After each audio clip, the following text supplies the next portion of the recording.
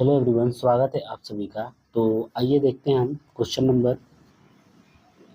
Number 8 देखेंगे और महत्वपूर्ण परिभाषाएं। इसके पिछले वाले लेक्चर में क्वेश्चन 6 और 7 हो गया था। अगर आपने नहीं देखा होगा तो उसे आप ज़रूर जाकर देखिएगा। और आप सभी को पता है कि हम परमाणु संरचनाएं चैप्टर नंबर 4 का जो क्लास 9 का जो विज्ञान है उसे हम पढ़ रहे हैं। तो आइए देखते हैं परमाणु संख्या क्या होती है। एटॉमिक नंबर, इसको हम किससे दर्शाते हैं? जेड से दर्शाते हैं।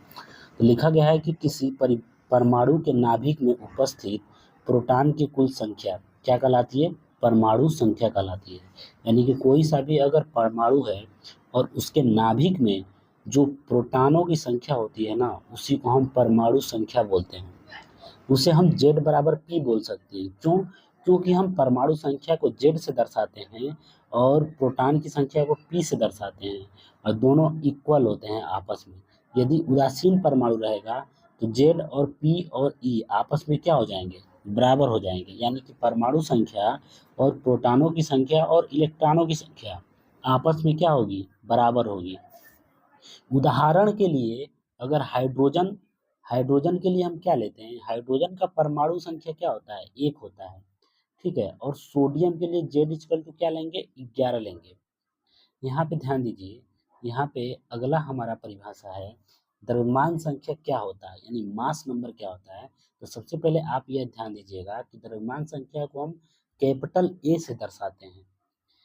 अब देखिए द्रव्यमान संख्या कहते किसे हैं, तो आप बताएंगे कि नाभिक में उपस्थित, नाभिक मतलब समझ रहे हैं, यानी परमाणु के जो नाभिक में जो सेंटर वाले भाग को, उसको हम नाभिक बोलते हैं।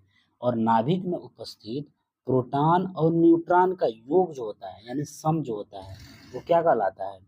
वो कहलाता है द्रव्यमान संख्या, जिसे हम ए से दर्शाते हैं। ए बराबर पी प्लस एन होता है। उदाहरण के लिए जैसे हमारा कार्बन हो गया, तो कार्बन जो होता है, कार्बन जो परमाणु के नाभिक में 6 प्रोटॉन होते हैं और 6 न्यूट्रॉन होते हैं। इन दोनों का अगर हम सम कर देते हैं तो जो प्राप्त होता है ये वाली संख्या, ये हमारी कहलाती है द्रव्यमान संख्या, जिसे हम ए से दर्शाते हैं। चलिए आगे देखते हैं। अगला क्वेश्चन है क्वेश्चन नंबर 8 का भाग 2 नंबर देखेंगे। यहाँ पे लिखा गया है समस्थानिक और समभारिक में अंतर आपको दिखाना है। तो समस्थानिक और समभारिक, तो यहाँ पे देखिए समस्थानिक क्या होता है, आइसोटोप क्या होता है। तो परमाणु संख्या को हम किससे दर्शाते हैं? जेड से दर्शाते हैं। ठीक है। और समान होती है, यानी कि इसमें क्या होता है कि जो परमाणु संख्या होती है वो समान होती है। समस्थानिक में क्या होती है कि परमाणु संख्या समान होती है, और समभारिक में क्या होता है कि परमाणु संख्या अलग अलग होती है, यानी कि भिन्न भिन्न होती है। ठीक है। और द्रव्यमान संख्या इसमें क्या होता है? समस्थानिक में द्रव्यमान संख्या अलग अलग होती है, लेकिन इसमें देखिए द्रव्यमान संख्या समान होती है, जस्ट उल्टा। उदाहरण के लिए जैसे हाइड्रोजन पे देखिए, यहाँ पे देखिए समस्थानिक था तो यहाँ पे एक है, यहाँ पे एक है, यहाँ पे एक है। ठीक है। तो यहाँ पे आप देखेंगे कि समान संख्या है, यानी कि परमाणु संख्या क्या है? समान है। और द्रव्यमान संख्या देखिए यहाँ पे 1 2 3, इन द्रव्यमान संख्या क्या है? अलग अलग है। वही कैल्शियम में आप देखेंगे तो कैल्शियम में क्या है कि द्रव्यमान संख्या समान है। देखिए ऊपर भी 40 है, यहाँ पे भी 40 है, लेकिन इसकी जो कैल्शियम और आर्गन का परमाणु संख्या अगर आप निकालेंगे तो ये अलग अलग है, भिन्न भिन्न है। ठीक है। तो आप यहाँ से समझ सकते हैं कि समस्थानिक में क्या होता है कि परमाणु संख्या क्या होती है? समान होती है। और समभारिक में क्या होता है कि परमाणु संख्या अलग अलग होती है। चलिए आगे देखते हैं समस्थानिक का उपयोग क्या होता है। तो इसका उपयोग कहाँ कहाँ किया जाता है? यूरेनियम, यानी यूरेनियम में क्या होता है? यूरेनियम और कोबाल्ट और आयोडीन, आप देख सकते हैं कि समस्थानिक का उपयोग हम परमाणु भट्टी में ईंधन के रूप में करते हैं। जैसे हमारा यूरेनियम एक समस्थानिक है। ऊपर से देखेंगे दूसरा क्वेश्चन, कोबाल्ट। कोबाल्ट क्या है? कोबाल्ट कैंसर के इलाज में यूज किया जाता है, जबकि कोबाल्ट भी क्या है? समस्थानिक है। आयोडीन में एक ग्वाइटरों के इलाज में होता है, जो घेंगा बोलते हैं, वो भी क्या है? एक आयोडीन भी एक समस्थानिक है। तो आई होप आप सबको समझ में आ रहा होगा। अब यहाँ पे देखिए क्वेश्चन नंबर 9 को देखिए ध्यान से। देखेंगे 9 क्या बोल रहा है? सोडियम के एल कोष को पूरे तरह भरे होते हैं, क्यों?